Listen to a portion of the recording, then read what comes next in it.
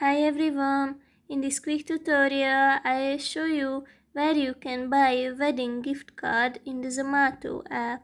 Just open the app, click on your profile in the top right corner, scroll down until you find the money section.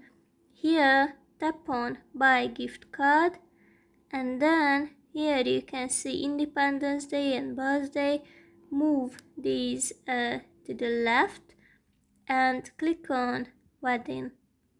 Now you can choose from more designs here.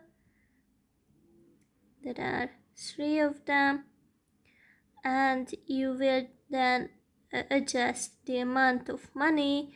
You can write a new personal message here, and if you are satisfied, click on continue, and maybe you will have to verify your phone number and add payment details.